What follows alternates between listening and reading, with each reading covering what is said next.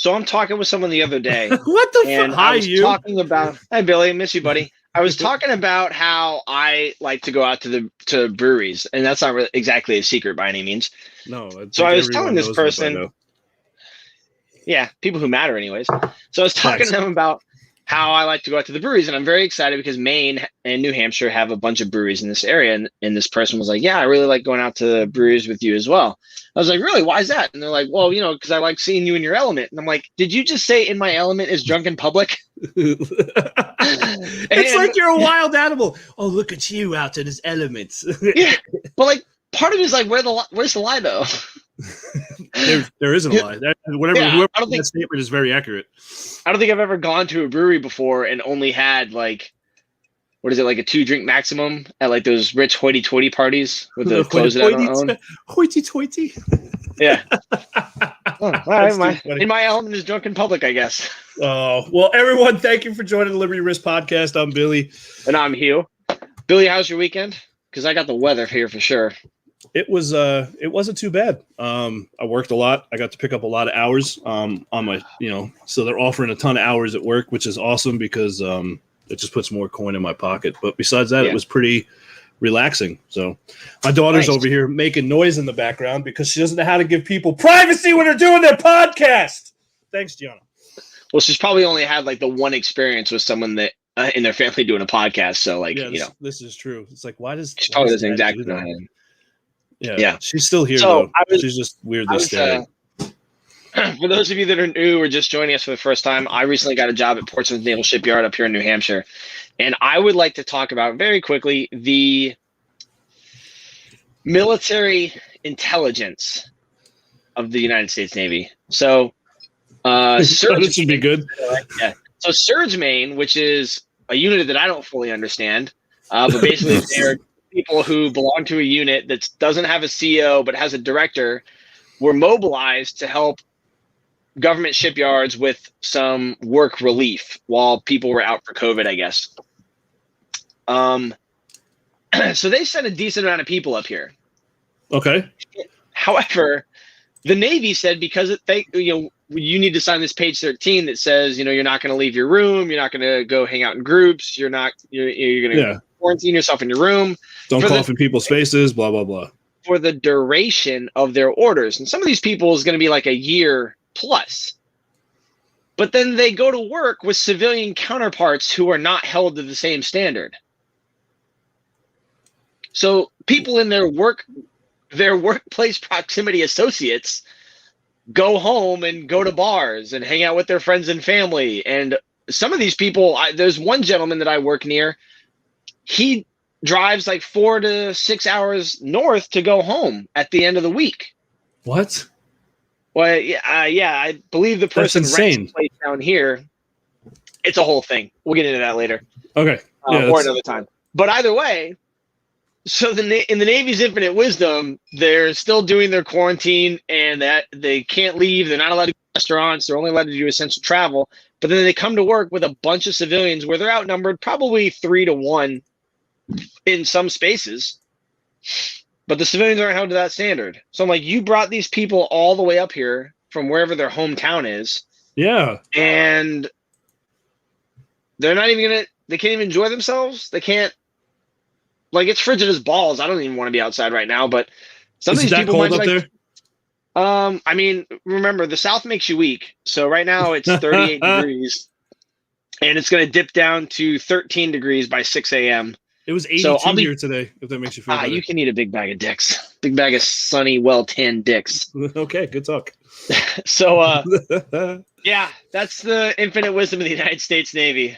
And, I'm sure they're not the only organization to do dumb shit like that, but I just felt that was worth telling you. For those of you that are watching and are sleeping very comfortably under your DD-214 blanket, this is the kinds of things that the Navy has now done since you have gotten out of the military. Also, if you're a reservist, you don't get paid for any time that you do outside of drill, and you'll do more outside of drill than you do at drill. So for those of you thinking about getting back in because you missed it and you're all gung-ho, I would caution against it. I would caution against it. Caution very heavily against it. Oh my God, I'm glad. It would behoove you to think otherwise.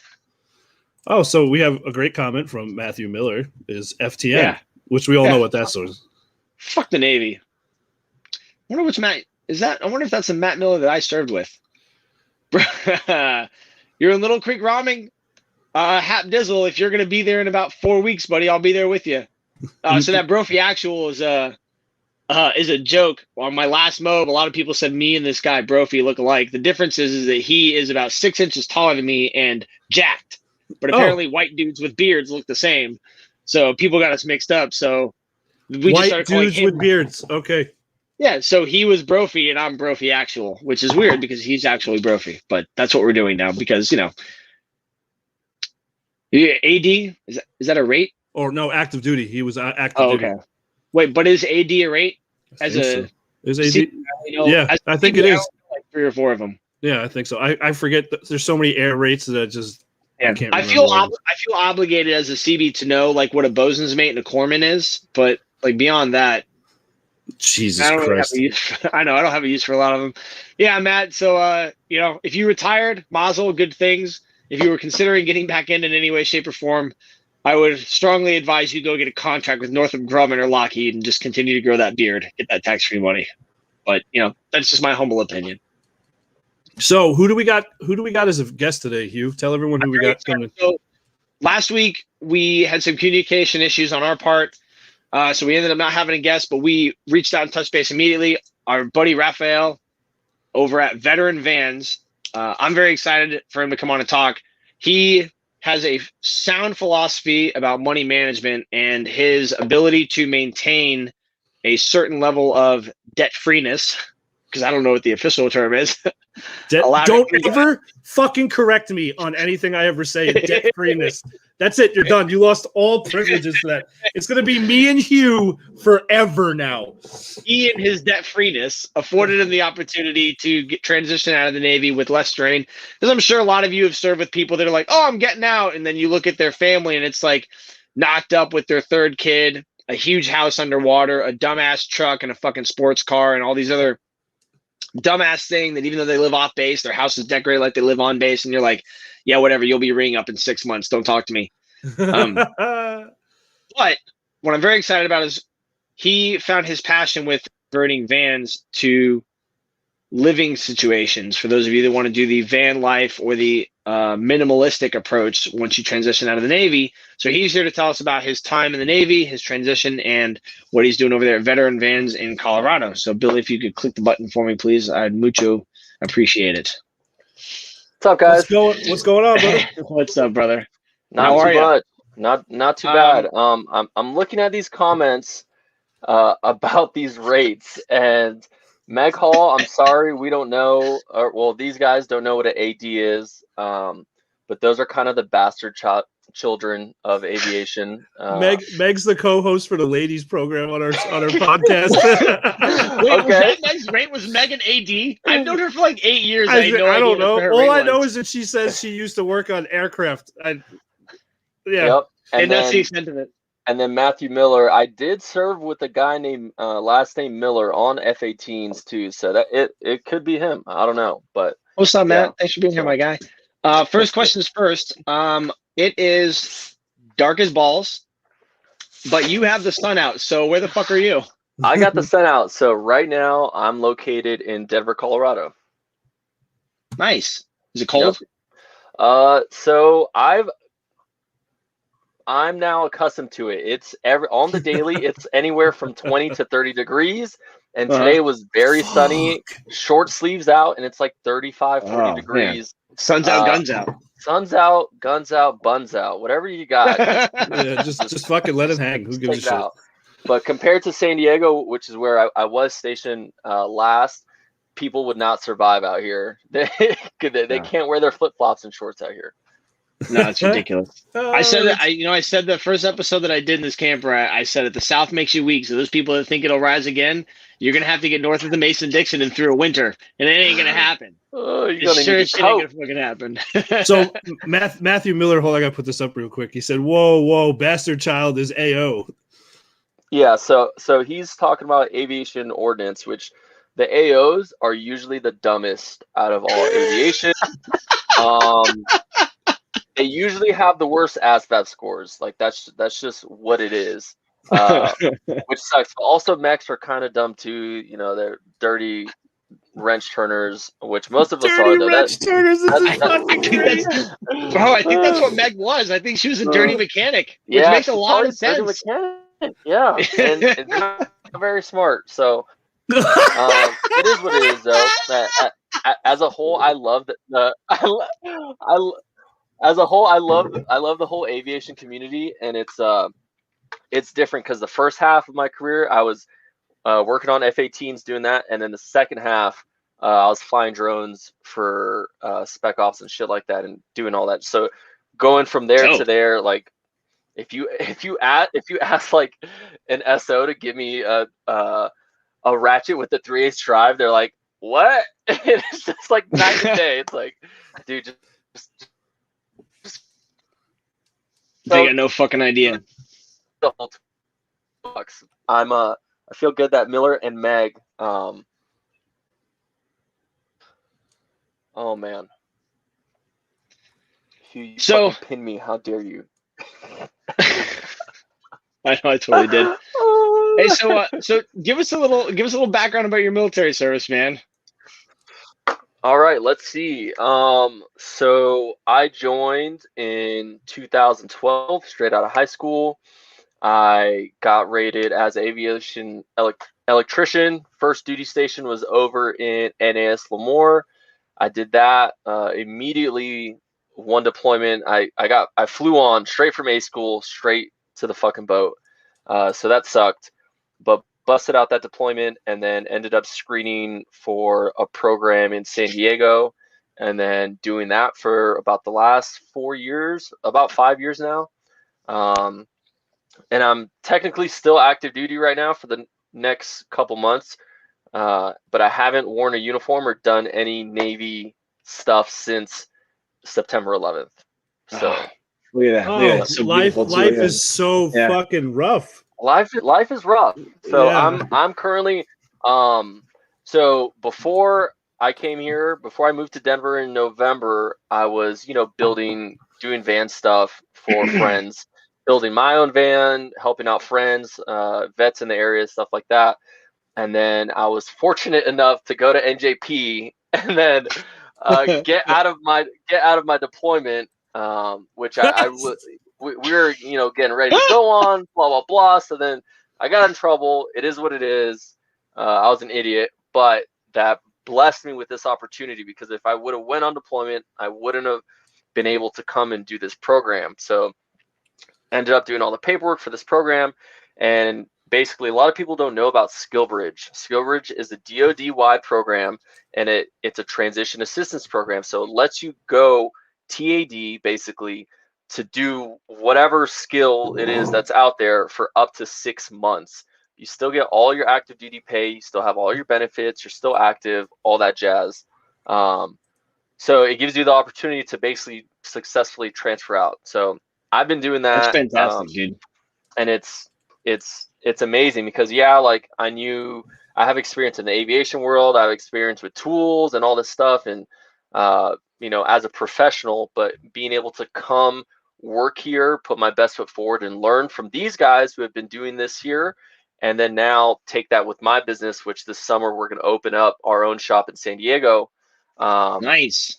Hopefully, I'm trying to keep it 100% veteran owned and operated. I don't want any non-vets working there, because there's too many of us. Like example, maybe Meg or maybe Miller, right? Those two were in aviation, and the aviation field is very precise. While we're in, we do is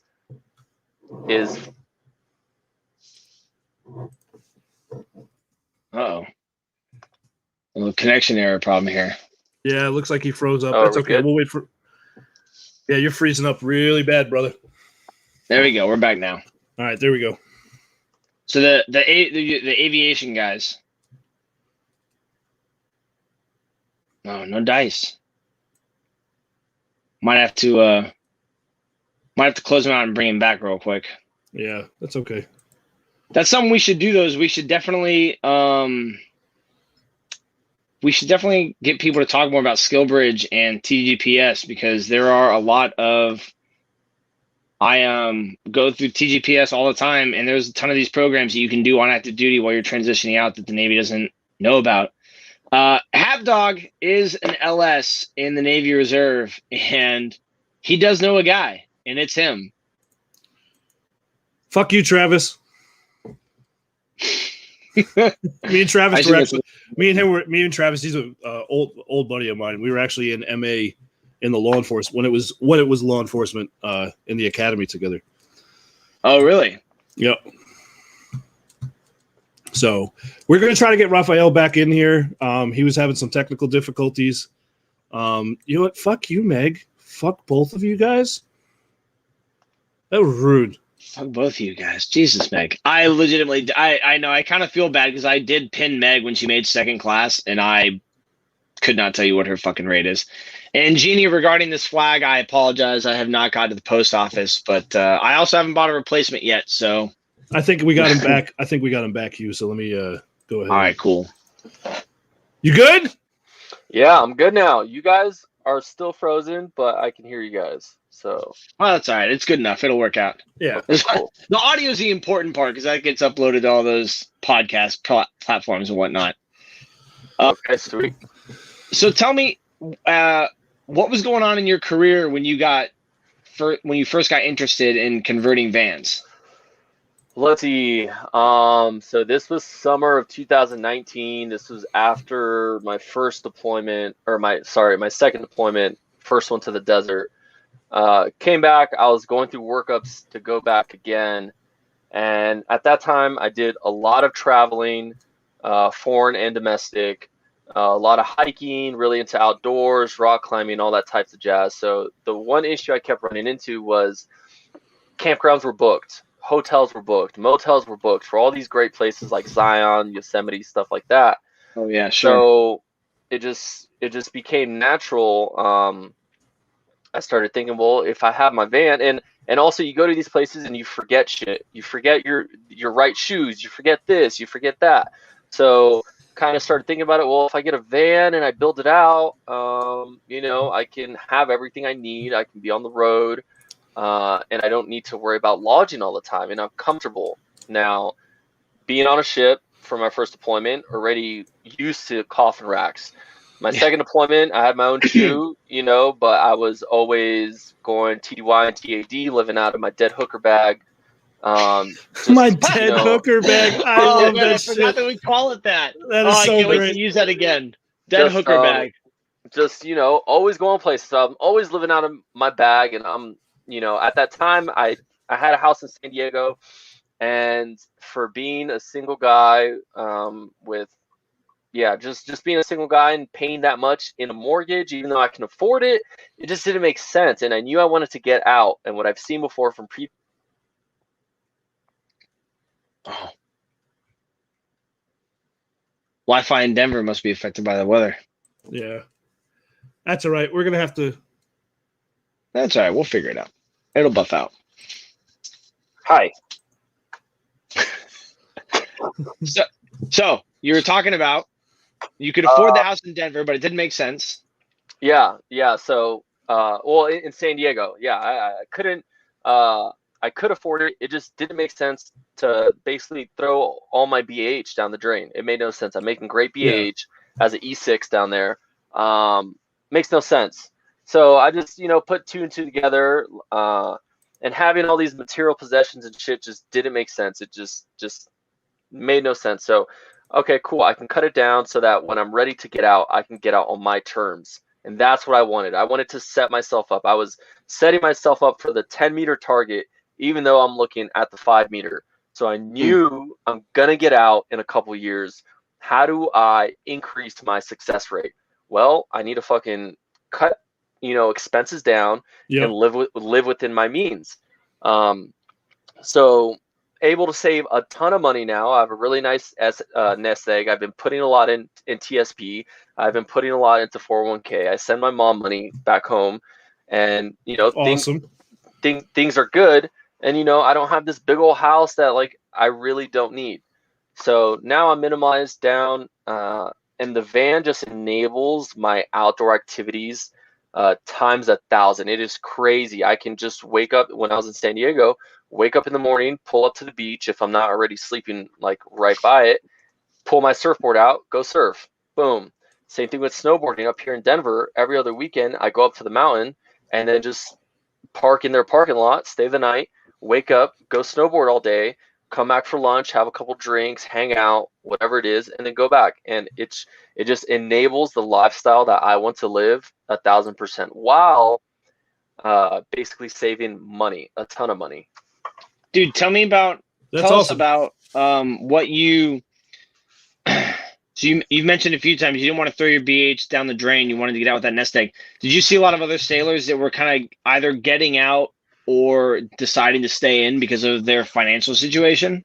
That's exactly what I've seen. So earlier in my career, being work center supervisor and stuff like that, I try to talk to these guys, see what they're doing on the weekends, even though either they're older than me or the same age. Like, hey, man, like, I'm your friend. Let's kick it. Let's hang out.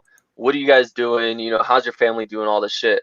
And sometimes I would run into sailors that were saying like, I want to get out, but I can't because I have vehicle debt, because I have all this other debt, all this and that. And to me, it doesn't make sense. The numbers do not lie, and you can't fight that fact. And right now I haven't had in the last year, I have zero debt and I have more than enough money to hold me over. And that's what I didn't want getting out. And those sailors were locked in to their contracts. They were basically slaving away, doing shit that they hated just because they didn't have money management growing up. Right. They were all living above their means. Yep. Exactly. It's not for me, but they're starting these families and they want to buy these cars. They want this lifestyle that they're not able to afford. They want it right now and they want it immediately. And but at the same time, they think, well, I'm not going to do 20 years. I'll do like 6 or 8. Okay. Well, you spent 10 years worth of money already. You can't afford to do 8 anymore. Now you're stuck. And to recognize that, obviously this is there's obviously a lot of things that are wrong with the Navy and its training and the kind of things that we teach people, but records management and financial management are both click through PowerPoints that maybe we should spend a little bit more time talking to these people about how to build a budget when they first come in and how to plan for 6 months and a year and 3 years from now. See, what's crazy is my generation, because I like, if I told we get it, you're before, old. Well, I joined in 2000, so I was in during that freight. Back in Nam, it was crazy. It was just hookers and blow, and then you got addicted to it, and then it was just a lifestyle you couldn't get out of. No, so it was like, you get that one weekend in Tijuana, and just everything goes downhill. One time that happened, but in my generation, it was a little different, is because we got stuck in that post 9/11 bullshit where the economy just fucking tanked during that 2007 to so 2008, it was like 2009. I remember when I was up for my first re-enlistment, I actually called my father and I was like, Pops, what are my options? Because my first few years I was a GSE and he works in the engineering field, and I was actually thinking about going to his company and being a turbine technician for his company for the factories, which would have made I would have made great money. But he was like, Bud, he goes, stay in. He goes, the economy's so bad. He goes, I can't guarantee you'll get a job. He goes, and he goes, at least you're getting a steady paycheck right now and you got benefits and everything. So it was a little different for like when I was in. But then towards the end of my career, I would see the kids exactly like you, like E3s, E4s that are literally sitting in their houses on their off days like this, eating fucking ramen noodles because they have a Suburban XL and a fucking Mustang, Super WRX, brand new Ford F2. Yeah, and I'm like, what are you doing? They're MA1, why you've been driving that Durango for the last 8 years? Because it still works. That's why I drive it. When you started doing vans, how long did it take you to do your first one? Let's see. So I purchased it in August of 2019 from, I'm not going to drop any names, but from an O And boy, that man took me for a ride on the price. I'm not saying he robbed me, but knowing what I know now, it was not what he said. But It was not so kosher. yes, so I got it in August and I ended up finishing it in February of 2020. So took me a few months. The biggest headache was I was in and out, in and out. I was going TDY for weeks at a time, going on month, 2 month long trips, training trips, getting ready for the next deployment. So it was kind of just back and forth, and uh, also doing renovations for my house. So I had contractors in and out. So I'm juggling, my naval career, education, doing my van build, It's a lot and going on. and contractors, and I'm like 25 with no one else to help me out there and all that jazz. But went ahead and got it done. Nowadays, like we can get a van done in, depending on parts and stuff, but usually 10 to 12 weeks. That's Damn, pretty fucking good. that's So, crazy. where did you get the inspiration to start your company? And can you give us a mission statement? Ooh, okay. So the mission statement Yeah, we for have some tough veteran questions here. vans. The tough ones, yeah. The mission statement of veteran vans is to enable others with the proper / correct tools and knowledge to build the van of their dreams. So Okay, basically, right. either we consult you, we provide electrical designs, or we build it for you. But at the end of the day, we're enabling you to be proactive and chase whatever it is you enjoy doing. So it could be surfing, snowboarding, biking, it could be running, whatever it is. You can be.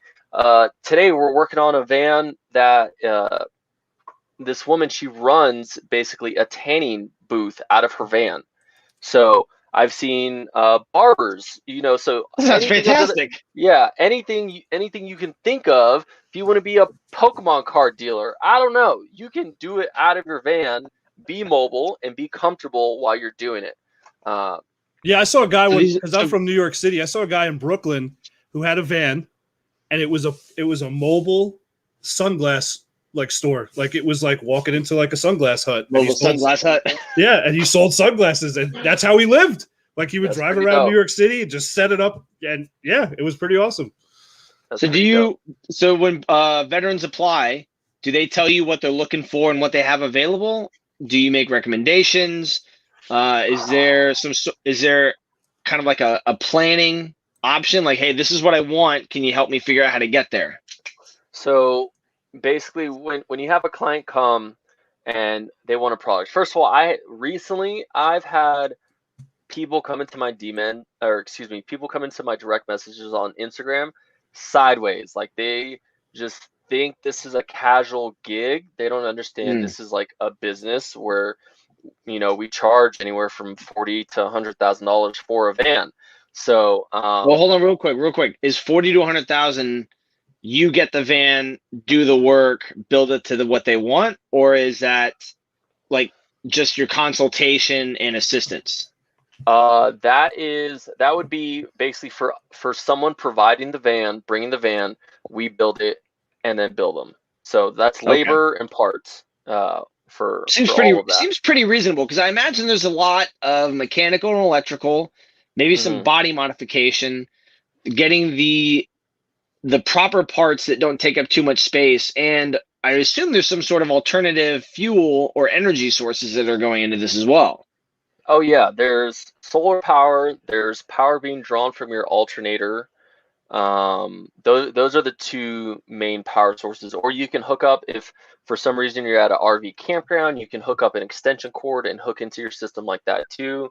There's your heaters, which you don't need in like SoCal or anything like that. But states like Colorado, you need a heater that runs off of either diesel or gas or kerosene or propane. So there's a lot that goes into it.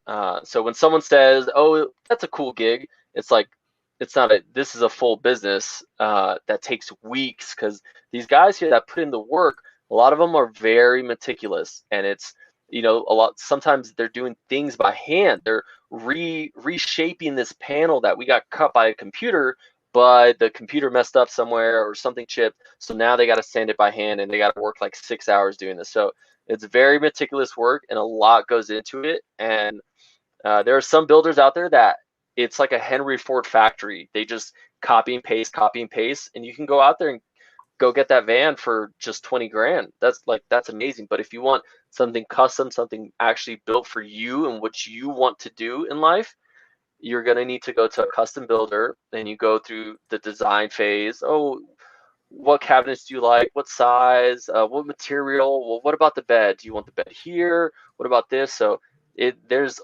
stages in this. It's not just someone comes up today and we're building their van tomorrow. Not at all. It takes weeks of planning and actually going into detail with it. Where are you guys building the vans now? So kind of leading back to me being active and me still being on SkillBridge for the next 2 months. I'm building that shop now, which I'm not going to disclose since I'm still here. Even though the owner, he's really dope, and he's also a vet too. He was actually in around when Billy was in, so back probably like the first war. Fair enough, asshole. So the great war. He even showed me his musket. It was crazy. So, oh my god, how is this happening right now? You know what's this fuck? So shitty. So Billy and your buddy made the all 4 combat drops during World War II with the 101st. It's so shitty. So yeah, I've been building at the shop here since November. It's located in Denver, and I'll be here for the next 2 months, and then I'm gonna open my shop back in San Diego, and hit the ground running back over there. Okay. How do you? The shop that you're currently working with now, are you going to stay with the shop and you're opening a San Diego branch? No. So they're their own entity. I have veteran vans that I've had before I came to this shop. Okay. So yeah, veteran vans, we're going to have our own shop in San Diego, 100% veteran owned and operated. That's how we want to keep it. I know there are skillful vets out there that have professionalism, have expertise, work ethic, integrity, all that jazz. If you're getting out or you're about to get out, I want you to come work for me. I want you to come apprentice and then either become a full-time builder, or I saw someone comment about a logistics specialist. Like, we need the order shit. So that's a possibility. Get in there. You and the wife, San Diego. That's what's happening now. So I want to say quit his job at Nissan, but I think that was 2 jobs ago. So this van that you're in now, which is this? Which van number is this that you're in now? So this van is actually one of the vans we built here at the shop that I'm working at, and this one was actually, now that I think about it, super quick. Out of all the vans that I've worked on, I worked in a lot of vans every other day. Like I'm in these guts all day. Oh, but you live in this. You live in this one, right? So this one right here is not mine. I jumped in this one today just to be super quick. And let me touch on this note. So I took my van in for preventative and for some fucked up maintenance on the motor and shit like that. What a lot of people in this industry forget is that their van, no matter how nice it is, how much money you put into it on the inside, it's still a vehicle. And people, they skip regular maintenance or shit that needs to get done because it costs too much money, all that stuff, and then it blows up. There goes the motor. You got to do a tranny swap, all that jazz. So I took it to the shop last week, and it's been in the shop, and this is the only time I've not been in my van for the last year, and it is gruesome. Like, it is like just being thrown into the ocean at night or some shit. I'm just disoriented. All I know and enjoy is my van, and having stay with friends and stuff is super weird. Super weird. So this is one of the vans we're building here. This one's called Silver Bullet, and this would be a typical setup. Yeah, exactly. That's what I said. That's what I fucking said. And so the owner, hold on. Billy, as a master at arms, I assume you work a lot with Corman. Can you explain to our audio listeners who maybe don't understand what a silver bullet is? I'm gonna let you take this one, Hugh, because you are more entertained. You are more entertained. I think you may have had the silver bullet once or twice. So for Probably myself, asked for it. for myself I in did. the medical community, if or I don't want to say medical community because maybe they don't think it's as funny as I do. But if you get the silver bullet, they're taking your temperature rectally, Yeah, it's not. and I've seen people have to do it on field exercises when they go down with 102-degree temperatures, and usually we don't laugh while we're in the field. We're like, "Hey, how's so and so? They got the silver bullet," and like, yep, But that's fantastic that they're called the band the Silver Bullet. Oh my god. So, but this is the plot twist. So the owner, Marine I'm vet. this. So I'm like, oh, Marine vet? like I get Marine vet. So I'm like, oh, like silver bullet. So then I start talking to the guys. I'm like, that's weird that he would name this van like silver bullet. Like, has he been out for that long that he just doesn't correlate? And then so I tell these civilians what that means, and then they look at me like I'm crazy. They're like, or they named it because here in Denver, a big thing is Coors, like Coors Light, and the train is called Silver Yeah. Bullet. So that's what they named it after. And I'm like, Oh.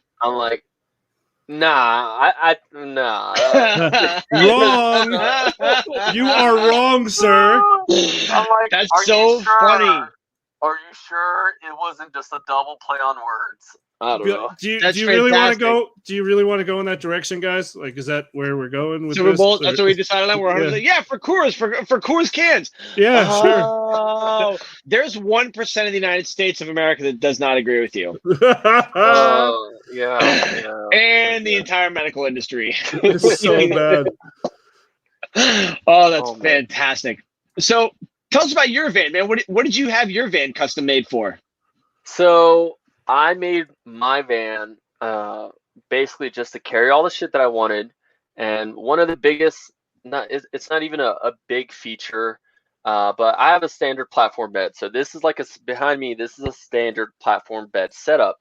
What a lot of people do is they'll have a bulkhead here, which instead of a bulkhead is a seat that I'm sitting on, a bench seat. But usually there's a bulkhead here, and then that area under your bed that is only accessible through the rear doors, really, or if you cut a little like doggy door through the bulkhead, is called the garage. So I kind of didn't want that. I wanted my van to be functional for me. I didn't want it to look pretty or, have these super fancy white walls and all this bullshit. No, I wanted it to be functional for me. It did what I needed, and that's it. So under my bed, I have a whole pass-through where I can put items in. So like for me, I like building shit. Surf. So I like surfing. So under there, I have bungeed up under my bed my long old surfboard or my snowboard. Or if I go to Home Depot and I got to get a bunch of wood, I can slide it all the way to the front seat if it's a 12-foot long board. So I made it functional for me. That's just really what it came down to. The first build, I basically used Home Depot. I basically had a part-time job there. I was there so much. It was ridiculous just going there 2-3 times a day to build this damn van. But I wanted to do it with what I had, because what a lot of people don't know is when you become a builder and you have your own shop, you have all these channels for basically logistics. So, special parts, this type of material, that type of material, where the average Joe doesn't have access to that. All we have access to is okay. So you can't. So when you're doing these builds, you can't necessarily get all of these things from Home Depot or Lowe's or Ace Hardware. There's absolutely there's specialty stores that you have to get or can get some of these items from. Yeah, yes, like it's really industrial. A lot of places are wholesale, so a regular person can't unless you have an EIN and you have a company. So those are like or if for them to make you this one panel, it would cost a crazy amount of doll hairs, because you're getting one doll hairs, much doll hairs, instead of a company like us where we might order 50. And the shop doesn't want to have to CNC that one item, because then they got to put it into the computer, they got to do it and all that BS. So I made mine basically an average Joe build. I was like, I'm going to do whatever I can and just get it done, because my mission was I need to get it done by this date. That was what was pushing me. So it wasn't, oh, I have all the time in the world. A lot of these builds, and what we do, we have the time to build. Some people, they take a year to perfect their build, 2 years, or their Oh my dad's God. a master woodworker, or they have a huge garage with every single tool.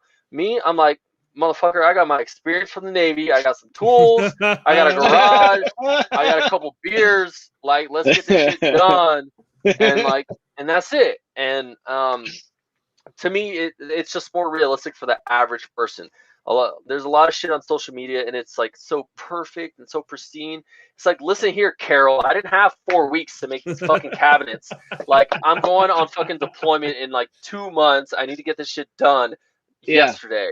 So went ahead and got it done, basically using Home Depot as much as I can. I took some shortcuts that I shouldn't have, just because of time constraints, but I was able to hit my mark. This month is actually a year, 1 full year of van life. So last February, I hit my mark. I took like 45 days of leave, and had all my shit moved out. I sold most of my shit. Everything else that was extra, I put it into the storage unit, like large tools and stuff that I still needed. And then, like, first week, I'm out on my road trip snowboarding. My realtor hits me up. Hey, the house just sold. I'm like, great. Boom. Perfect. Thank fucking God. Yep. And before that, I sold my Jeep. I sold my truck. So after that, it was just easy cruising from then. Dude, tell us what the 1 year mark looks like for veteran vans down in San Diego. Like 1 year from now, or 1 year? Yeah, 1 year from now. Let's see. Okay, so 1 year from now, I would like to obviously have my shop up and running. Things are pretty smooth out now. I would like to have most likely 6 full-time builders, and probably about 3 to 4, probably about 3 apprentices. Let's go with that. So 6 full-time builders that are entrusted to build, and then 3 apprentices that tag along and learn up. And then probably 1 LS to handle all the logistics, probably a designer, and someone to deal with like front office, because I enjoy talking to people. Hold on. I'm sorry, really quick. One more plug. Yep. LS2 Hapner. LS2 Hapner. He just said he needs an LS. And your wife is from San Diego, which is Spanish for whale's vagina. So you obviously. Yeah, it does. It does. It actually does. It's Spanish. Yeah, well, if LS2 wants a possibility, yeah, there he is. There he is. Go ahead and DM me on Instagram at Veteran Vans, and maybe some persuasion. Bring over some knee pads. We'll talk about it. It'll be a good time. And we'll point you in the right direction. It'll be great. It'll be great. Do you already have the shop and the location picked out? So that's still in the works. I'm still in between either buying a location upright, because I've spoken to some people that have had businesses for a long time, and they rather just buy straight up in the beginning, or lease.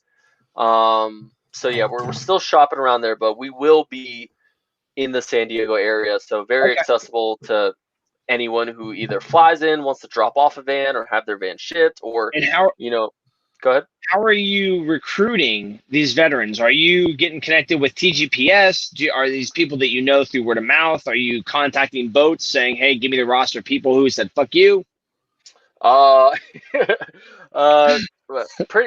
Pretty much right now, most of my advertising has been through Instagram. So a lot of my followers are vets, and they're sharing this shit, and I'm putting it out there. Hey, we're looking for people. So I still have yet to put up official, like my real official with the whistle ads up. But that's one avenue. And then 2, I'm going to be contacting basically career counselors, seeing. I don't foresee them giving the NSN. Sorry. For those of you listening, Hapner says, I know the NSN for knee pads, not for use, of course. Oh man, he's already blown through his probably 2 pairs a year, so I don't want to hear it. He had to go to Afghanistan to rebuild the supply program and work for an angry senior chief, so he's worn through a couple of knee pads. So yeah, the going through TGBS, I don't see it as feasible because they don't let Microsoft come over here and pitch. You know what I mean? Even though I'm a Fair vet, enough. even though I'm in the community. Yeah. So yeah, it's kind of difficult, but I do still have all my connects, so I will kind of slip through there a little bit. Now, the program that I'm on, SkillBridge, I'm also in the process of getting approved for that, so that in a few months, if you are getting out and you do want to come apprentice for us for 6 months, while you're still active duty, while you're still getting paid, while you're still getting your benefits, you can come apprentice for us. That's fantastic. That's amazing. And during that time, hold on really quick. What do you teach these people during their apprenticeship? Everything, every single thing about building a van. So proper woodworking, right? Like people think this is corny when I say it, but the most important tool in van building is your fucking protection. So your iPro and your fucking gloves. And people think that it's the dumbest shit to say, but I'll tell you that I've ran into more experiences building vans in the last over a year now than I have in the Navy. Like in the Navy, I've just fallen off of airplanes and been flagged a couple times, whatever, but like no big that's deal. it. Yeah, like no big deal. Hot brass down your shirt, like whatever. Here it's like fucking wood flying fucking all the fucking time. Last week I cut my thumb open with a fucking razor, so that's like super important shit. So just proper little bit of sawdust and spit.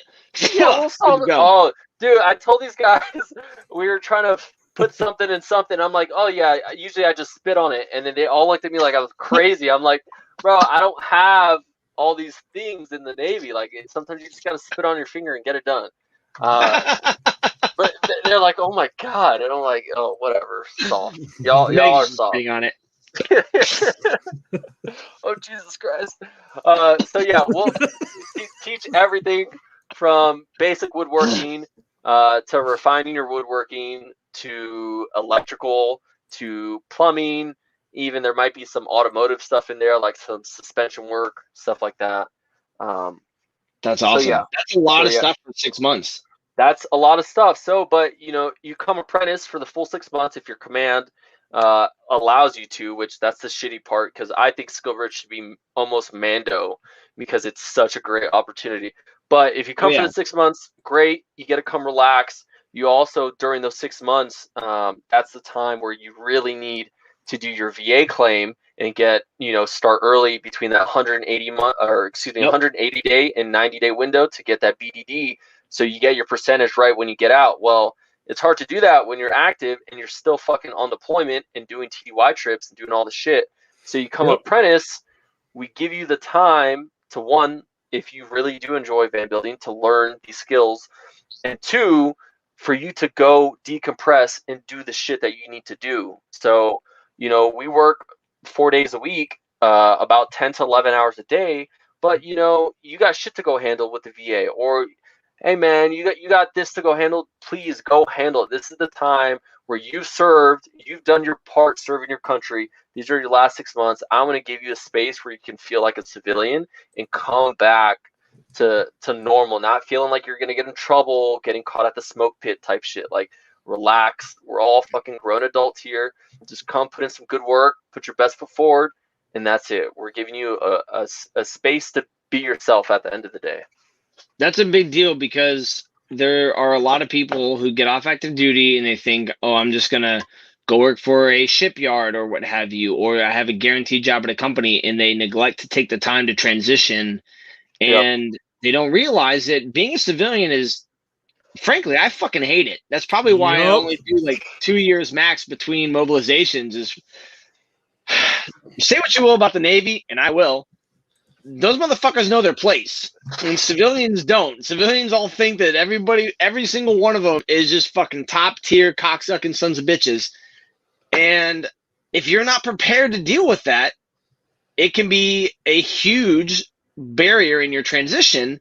And having SkillBridge and the opportunity to spend 6 months, not with, doing your internship with you, it would not be with civilians, but you wouldn't be in that military mindset. You would be at work getting dirty. You don't have muster. You don't have dumbass collateral duties.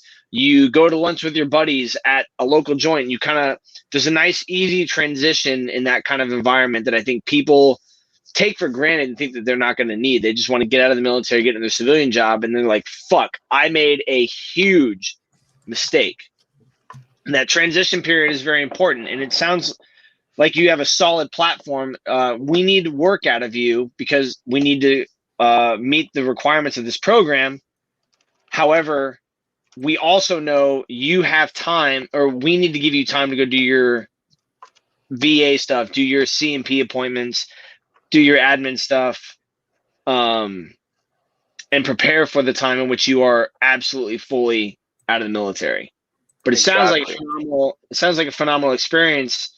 You just got, they show up for skill bridge, like, hey, I'm here for skill bridge. Awesome. There's the hammer. Paul's going to show you what to do. Exactly. And it's, you wear regular clothes, right? You get to wear whatever the hell you want. We play music, and it's a relaxed atmosphere where you come to work and you enjoy work. I haven't felt like I've worked since I've been here, and I pulled some long nights, doing my own shit for veteran vans. I pulled an all-nighter for a client. It was fucking ridiculous, and I only had one monster, but I got it done. And at the end of the day, when I pull these long days, I don't feel, it's not the same thing.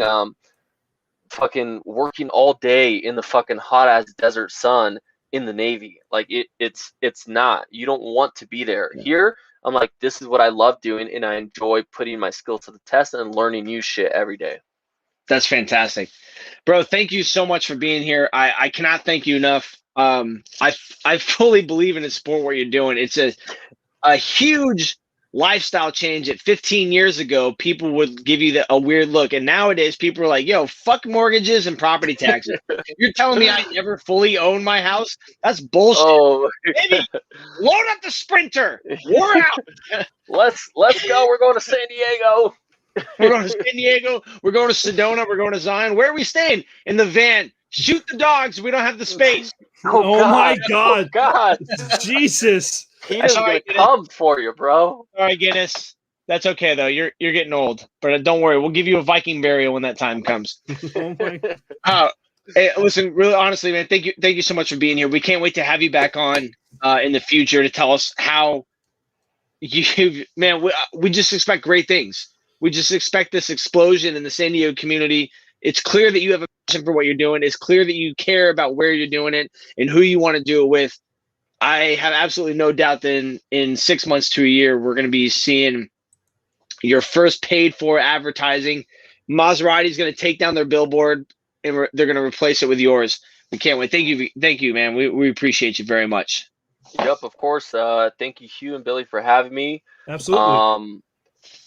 I guess the last thing, parting words, is for anyone listening to this or actually here live in the comments, whatever it is. Veteran Vans is great. It's awesome. I love it. I enjoy it. It's my passion. That's just what it comes down to. It's my passion. So if you're getting out or if you've gotten out, whatever it is, I just want you guys to follow your passion and what you love. Honestly, when the light bulb went off for me, going from, I'm just gonna transition out the Navy. I wanted to go to Stanford and do programming there, and then the light bulb went off in my head, and I'm like, idiot, you've been a fucking electrician for the last 8 years, and you like building vans. Why aren't you doing that, stupid? And I'm like, oh shit. So when that light bulb hit, it's just a manifestation, and your mindset changes. And I'm not going to work. I'm doing what I love, and no matter what happens, I'm gonna continue doing this day in and day out. And I just want you guys to find your passion, and I want you guys to be happy. If you're still in or you're getting out, I've had a couple friends in the service take their lives, and it's one of the contributing factors is what you do every day for work. So I want you guys to be happy, to enjoy what you guys are doing. If it's coming and apprenticing or working for me, or if it's fucking, I don't know, skydiving, or whatever it is, I just want you to be happy. That's it. Awesome, Thank dude. you, Thank you so much. Thank you so much for being here, man. We can't wait to have you back on. It's fantastic last words. Thank you very much. Awesome. See you guys. Later, buddy. Dude, I'm psyched for him, man. He's gonna go places, dude. Fuck this piece of shit. I'm gonna look what Pamela said. Yes, skydiving. I love skydiving, man. If you've never done it, her Instagram. I looked at her Instagram page today. There was a fucking picture of Pam. Oh shit. Literally fucking door open on the edge of this little, look like a fucking, like one of those little, like, Yeah, fucking that's how it works. They little roll the Cessnas. door up, and then you roll the door up, and then you bail out. Oh, Fantastic. Yeah. Oh no. I'm with you though, man. I can't wait to see good things. You know, I watched a couple of his YouTube videos. I've been following on Instagram, like I said, for a while, and it's just, he's right. It's not a gig. It's a passion. It's a business, but you can tell that they care about it, and that's why we're excited to have him on. It's why we're excited to have all of our guests on. We want to see that you care about what you're doing in your endeavors. We want to see that you care about helping other people. And we've had people that say we want to hire veterans only. We've had people that say we want to hire veterans and civilians. They don't really care. They just want to help people. And that's, at the end of the day, you know, that's what this is about. No, I'm very absolutely. sorry. Unfortunately, I have to get off, Giggity. I have a staff call that I'm a little bit drunk for that I have to start in about 4 minutes. Yes. So we're going to end it here. Meg's show is going to start. We're going to start doing it every other week, so we'll announce that. Merchandise is going to be coming out here in the next few months, so stay tuned with that. We're revamping our website, also tweaking it a little bit, so if it looks like it's down, it's because it fucking is, but you can still find some of our older content. If you're not happy with it, I don't give a shit. How about that? So, I'm the one who doesn't care. Yeah, it's very true. But we'll see you guys Monday, same time. Y'all take it easy. Thanks, guys. Appreciate it.